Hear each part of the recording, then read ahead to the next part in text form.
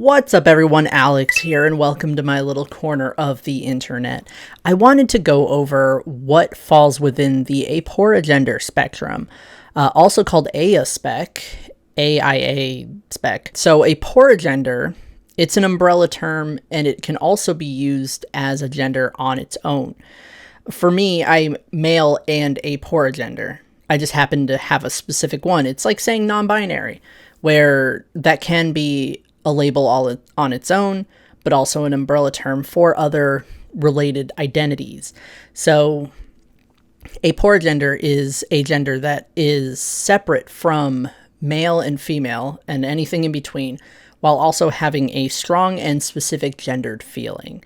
So it's more specific than non-binary, but it kind of has some similarities. This is an abinary identity, meaning it is entirely unrelated to the gender binary. Aporagenders are also called aingenders, aporagender in nature, and the quality of aporagenders is Outherine. So aporagenders are Outherine in nature. So you would say I have an Outherine identity. It's like saying masculine, feminine, neutral, Outherine. So since this gender is outside of male and female and anything in between it, while having a strong and distinct gendered feeling, that means that it is also not genderless. So it's not genderless, it's not a combination of binary genders. So things that are not aporagenders, just to start: androgen, which is both male and female; demi-boy, demi-girl; agender, gender void; euengender, which is unknown in nature. Things that are like, I'm not sure what this gender is, I don't have a name for it, it's unquantifiable, it's unidentifiable, that's a euengender. And binary combinations like neutra-male or neutra-female, those are also not aporagenders.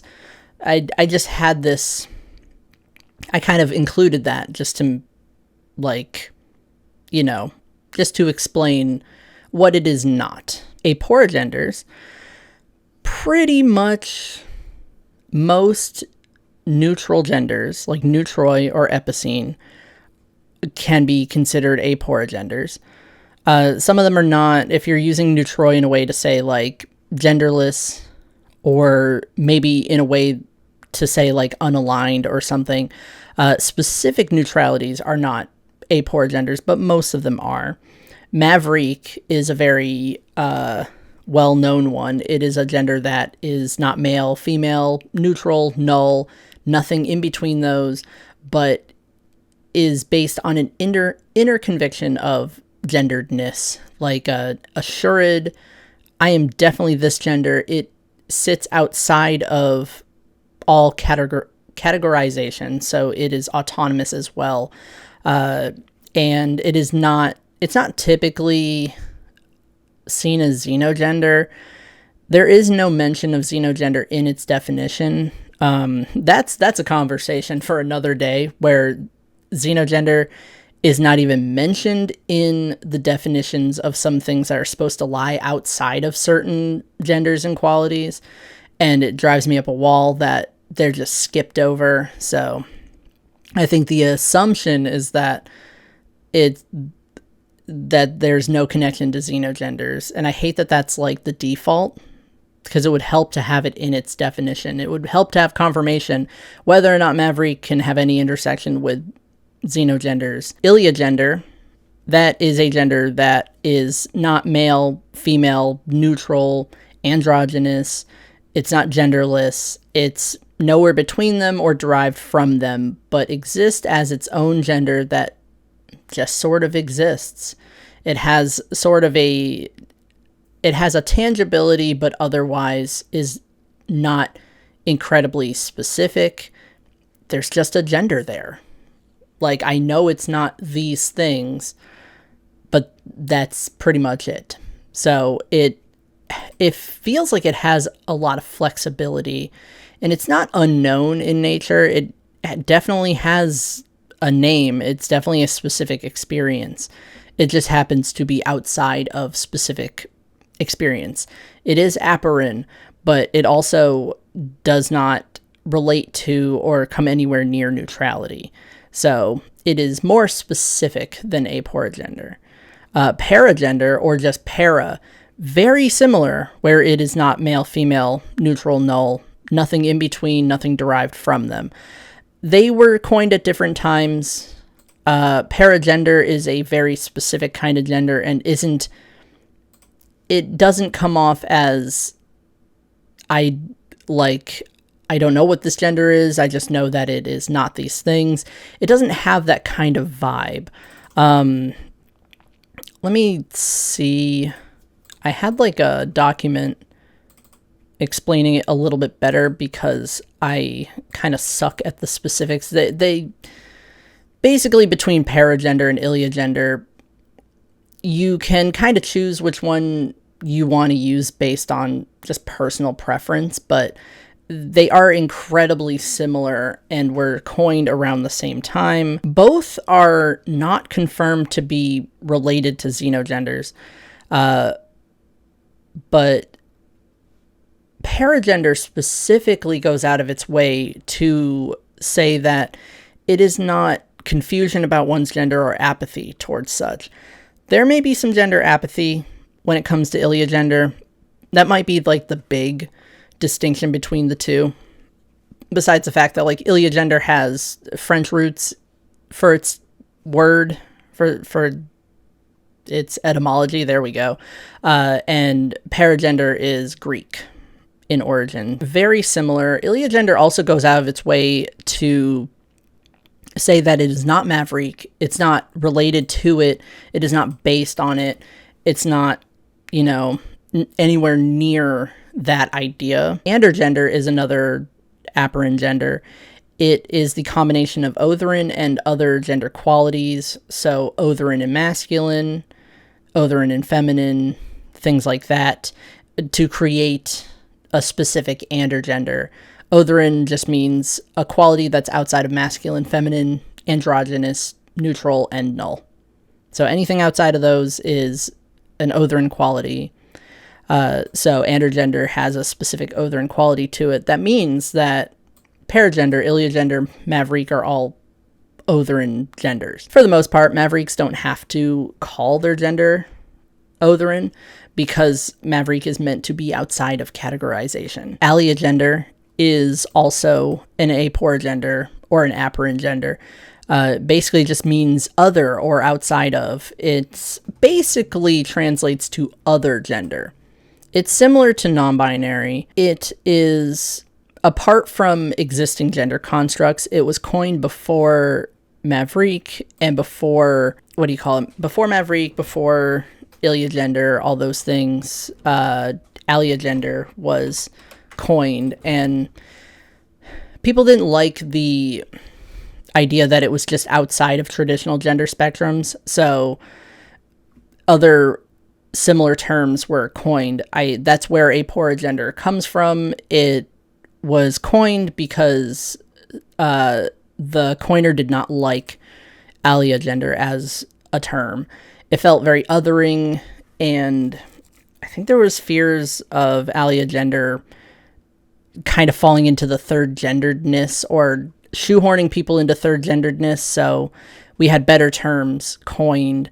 People still use alliogender as a term. I don't have enough information on it. All I know is that non-binary people of color have stepped forward to say that alliogender is not racist. So I don't know. It's not a term I talk about.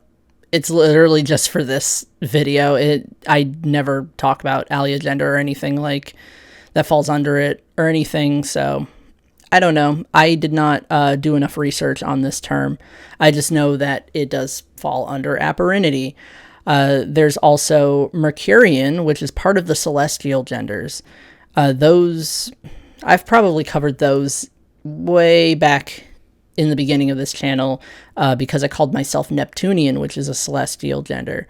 Mercurian is a gender that is not male or female, but feels like it has a specific kind of gendered feeling to it. It is not confirmed to be related to aporagender, but it has a lot of similarities. Like, it fits the definition of aporagender. The only difference is that it can feel like it is void of gender itself. So it's like neutroi, where there is a sort of a genderless quality to it depending on how you're using the term. So Mercurian can be Aporagender as a gender. It can also be genderless, and it depends on people's usage of it. And then there's Stellarian, which originally meant unaligned or rejecting alignment, but Stellarian means neutral aligned nowadays, which still, I would say, still counts as aporinity. It's just an alignment rather than it. I mean, it's also an inherent neutral quality, I'd say.